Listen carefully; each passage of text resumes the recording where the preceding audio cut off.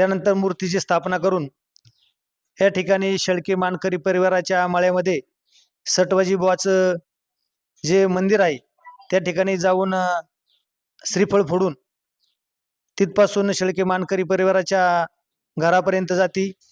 त्यानंतर वाडेगाव स्टँड विशी बाहेर जाती आणि विशी बाहेर गेल्यानंतर या ठिकाणी सुतार कंपनी पाटील यांच्या मानाच्या 2 काठ्या या ठिकाणी पालखी बरोबर येतात.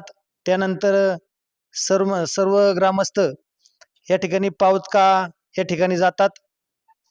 त्या ठिकाणी जाऊन खंडोबा देवाचं दर्शन घेऊन प्रदक्षिणा घालून हायवेनी वाडेगाव स्टँड व वाडेगाव पंचक्रोशीतील मिरवणूक होऊन वाडेगावांमधील शेळके मानकरी परिवाराच्या वाड्यामध्ये पालखीचं साधारणपणे 10 वाजता स्थापना होऊन कार्यक्रमाची सांगता होती. आणि त्यानंतरून काहीतरी 2-3 दिवस मंदिर बंद राहतं आणि नंतर पुन्हा मंदिर चालू होतं. तर ते काय सिस्टीम ते पूर्वीपासून या ठिकाणी मंदिरामधून देवी पालखीमध्ये बसल्यानंतर देवी नवरात्रामध्ये दमलेली असती आणि ती आरामासाठी पौर्णिमेपर्यंत आराम करीत असती.